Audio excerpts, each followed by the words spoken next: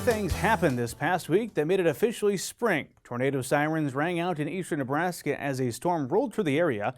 More than 50,000 people gathered in Memorial Stadium to witness a scrimmage. White won, by the way. And 3 planters are beginning to roll in some portions of the state. That is where we're going to kick things off today, as many producers around the Midwest are gearing up to get in the fields and plant this year's crop. There are a number of things you'll want to consider before you get in the planter and put that seed in the ground. We recently spoke with Mike Hinrichs of Hinrichs Seed in Shickley, Nebraska, to discuss what producers should be focusing on as they get ready to tackle another busy planting season. When it comes to planting crops, it all starts with the soil. You'll want to make sure you've had your soil tested to ensure you're not committing resources in areas where they're not required. You're right. The number one thing we can do as a manager to start things off as agronomists and seed dealers, we got to know what's going on in the soil. None of this matters if our pH isn't right, if our phos isn't right. If we don't know those answers, we're right out of the gate. We're already shooting ourselves in the foot. So guys need to make sure that they have soil tests and that they're accurate at the right depth, and then make sure we're feeding that crop the way we need to, or else it's all for naught. If you happen to be planting hybrid varieties, you'll also want to make sure you've got good rapport with your seed dealer and agronomist to ensure you're using the proper seed and seeding rates in the most effective fields for your seed.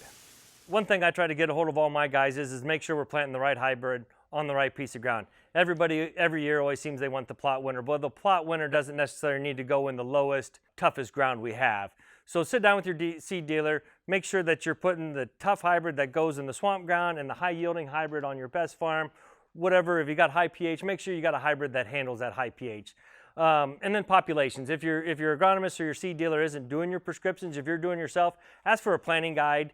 I always try to give guys planting rates of, if your yield goals are 250 and above, here's your planting rate. If your yield goal is 230, here's a different planting rate. Make sure you go through that with your seed dealer and your agronomist to make sure you're doing the right hybrid and then the right seeding for that hybrid on that field. Some days planting may seem like an endless task, but as quick as it starts, it is finished. Once your seed has been properly sown, given the severity of the drought we've seen all across the state this year, there are some things you'll want to watch over the next few weeks for your crop as it begins to emerge. With the dry weather we've had, since we're kind of going through a drought, I know we've picked up some rain here lately, but still the one thing that's going to be on my mind, probably V2, V3 corn, is anhydrous burn. Even if we put it on in the fall or the spring, be looking for, I always look for, there's a purple plant. If you got a purple plant, something's going on underneath, dig it up. You can probably see anhydrous burn or root burn. It'll be little brown tips at the end. If we have anhydrous burn, dry land, you pray for rain. Irrigation, what I found that works really nice is I put a 1/2 inch on really fast to kind of cool that zone down a little bit, and then I'll come back again right away with another 3/4 inch just to see if we can't introduce a little bit more moisture and calm that anhydrous down a little bit for some anhydrous burn. Second thing is I'm going to be looking for is herbicide carryover. Again, it goes back to the drought.